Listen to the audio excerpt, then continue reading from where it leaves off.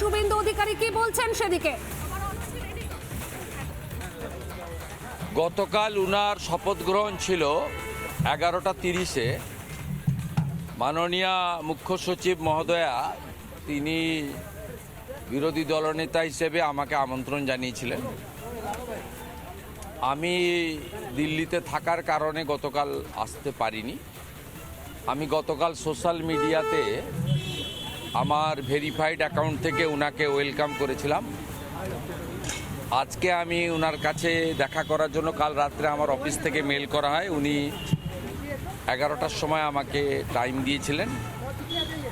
আজকে আমি মূলত সৌজন্য সাক্ষাৎকারের জন্য এসেছি। উনাকে আমি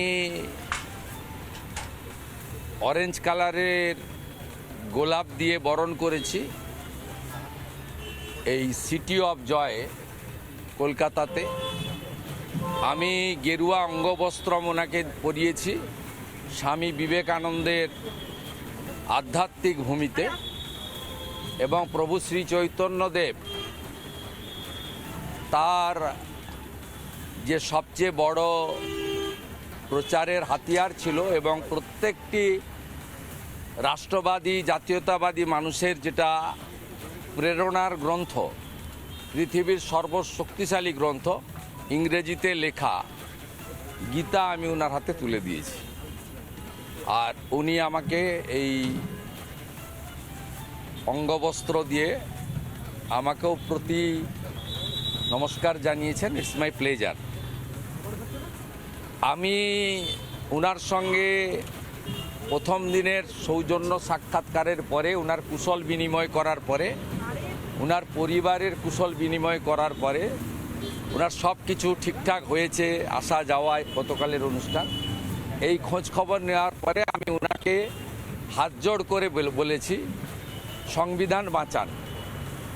আমি বলেছি আপনি তামিলনাড়ুতে ছিলেন, তার আগে আইপিএস হিসেবে দেশকে সেবা দিয়েছেন, খুব গুরুত্বপূর্ণ পদে ছিলেন, কিন্তু বিরোধী দলনেতা 11.5 মাস বিধানসভার বাইরে আপনার অভিজ্ঞতায় কোথাও নেই।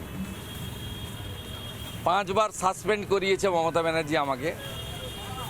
আমি এই 5 বছরের বিধানসভায় 11.5 মাস বাইরে ছিলাম। গুরুত্বপূর্ণ সেশনে আমাকে বলতে দেওয়া হতো না।